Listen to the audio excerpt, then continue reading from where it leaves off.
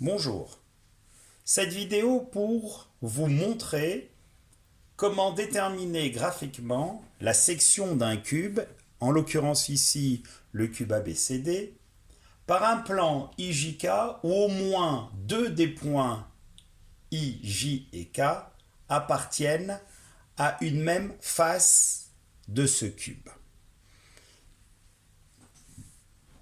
Donc c'est la condition, ne prenez pas trois points I, J et K de telle sorte à ce que il n'existe pas de paire de points I, J et K appartenant à une même face. Dans ce cas, c'est bien plus compliqué. Alors on va prendre au hasard trois points I, J et K pour déterminer cette section. Juste avant, on va essayer de réfléchir. Avant de faire ce choix des trois points, un cube comporte forcément six faces. La question, c'est comment, de manière générale, peut-on décrire la section de ce cube par un plan? Alors, est-il possible que ce plan ne coupe pas le cube? De toute évidence, oui. Si vous prenez par exemple un plan qui se trouve au-dessus, il ne coupera pas ce cube. Est-ce qu'il est possible que la section soit un seul point? Dans ce cas, c'est possible, et s'il n'y a qu'un seul point, c'est forcément un des sommets du cube. Est-ce qu'il est possible que la section soit un segment? Réponse, c'est possible, et dans ce cas, la section sera l'une des arêtes du cube. Est-ce qu'il est possible que cette section soit un triangle? Est-ce qu'il est possible que cette section soit un quadrilatère? Et dans ce cas, quel type de quadrilatère peut-on avoir? Est-ce qu'il est possible que cette section soit un pentagone, c'est-à-dire polygone à 5 côtés, un hexagone à 6 côtés, un heptagone? Alors la logique veut un minimum de bon sens à ce qu'il ne soit pas possible que la section soit un polygone comportant plus de 6 côté, pour la simple et bonne raison que notre cube, que l'on va sectionner, ne comporte quant à lui que 6 faces. Alors, regardez la démarche. Prenons par exemple ici le point I, ici le point J et ici le point K. Alors, comme je vous ai dit, la première des choses à faire, c'est d'essayer de localiser parmi ce triplet de points I, J et K, 3 points se trouvant sur une même face de ce cube. Alors, on va essayer d'observer. Ah, I et K ne sont pas sur une même face, K et J non plus, alors que I et J sont tous les deux sur la face arrière. Alors pour représenter cette section, vous allez devoir faire appel à deux propriétés essentielles ici. La première qui dit que si deux points distincts appartiennent à un plan, par exemple les points I et J, alors forcément toute la droite IJ appartient à ce plan. Et la deuxième propriété, on va en faire référence tout au long de la démarche ici, c'est si deux plans sont parallèles, ce qui est le cas pour un cube, à savoir les plans contenant la face arrière et la face avant, les plans contenant la face latérale gauche et la face latérale droite, et les plans contenant la face du dessous et la face du dessus. Alors la propriété, elle s'énonce de la manière suivante: si deux plans sont parallèles, alors tout plan séquent à l'un et de ce fait séquent à l'autre, et les sections sont deux droites parallèles. Commençons. Alors, à partir de ces deux propriétés. Donc, qu'a-t-on dit? On sait que les points I, J appartiennent à la fois à la face arrière et au plan IJK. Donc, je relie les points I et J. D'accord? Pour cela, prenez une règle et un crayon. Et par conséquent, tous les points de la droite IJ sont à la fois dans le plan contenant la face arrière du cube et à la fois dans le plan IJK. Alors maintenant, vous allez me dire, et alors? Est-ce que ce point ici est un point se trouvant sur l'arête FG? Réponse non. Faites super attention, ne vous fiez pas aux apparences. Ce point n'est pas sur l'arête FG. Pour quelle raison? Parce que la droite IJ et FG, ces deux droites ne sont pas coplanaires. Elles ne peuvent donc pas être séquentes. Cependant, observez, la droite IJ est dans le plan contenant, comme on a dit, la face arrière, ce qui est le cas de la droite DC. Donc si je venais à prolonger la droite DC,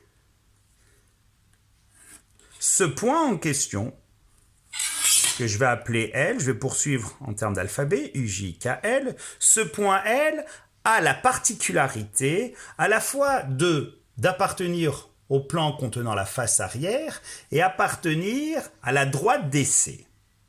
Et comme vous pouvez le constater, la droite DC est à la fois sur la face arrière et sur la face du dessous. Ah, intéressant à savoir. Donc, on vient de concevoir un point L qui se trouve appartenir à la face du dessous du cube et aussi au plan IJK.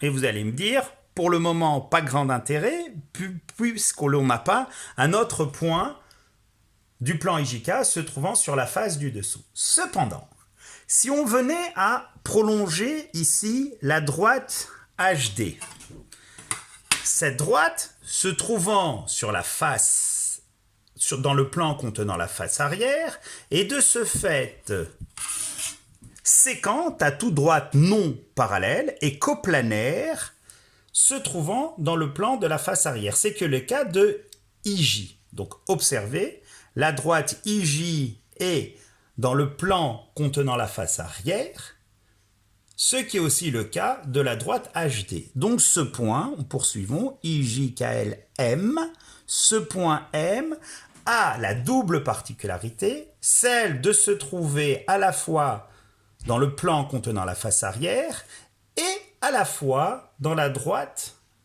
HD. Mais cette droite HD a quelle particularité? Elle se trouve appartenir d'une part à la face arrière et aussi à la face, au plan contenant la face latérale gauche. Super, c'est le cas du point K.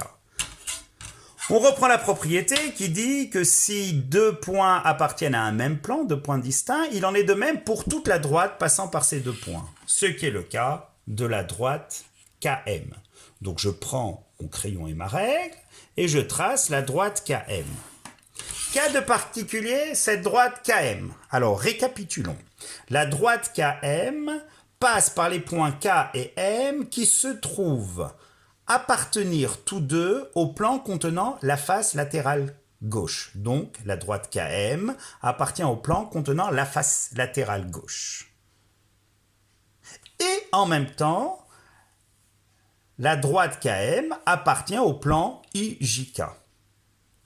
Donc ici on a un point, on va appeler N, et ce point N se trouve de ce fait à la fois sur la face du dessus et sur la face latérale gauche. Magique, les points I et N étant tous deux sur la face du dessus, le segment IN est de ce fait l'intersection entre le plan IJK et la face du dessus. A-t-on fini? Alors, observons étape par étape. Le segment KN est la section entre quoi et quoi? Entre la face latérale gauche du cube et le plan IJK. Le segment NI est la section de la face du dessus du cube avec le plan IJK.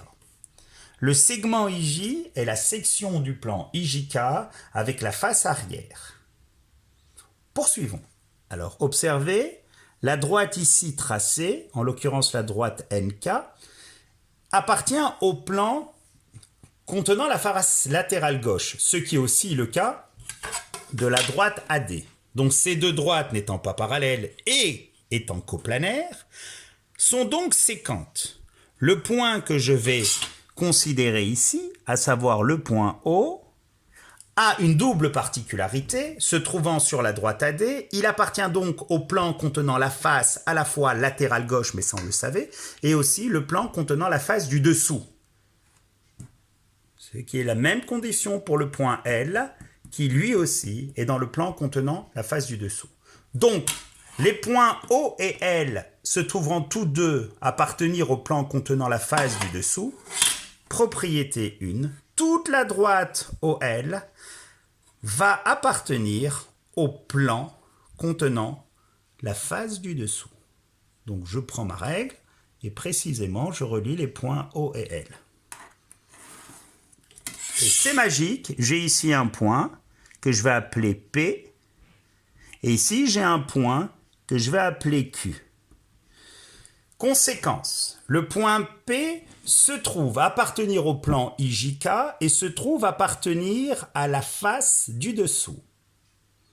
Et en même temps, à la face de devant. Tel est le cas du point K. Donc je relie K et P.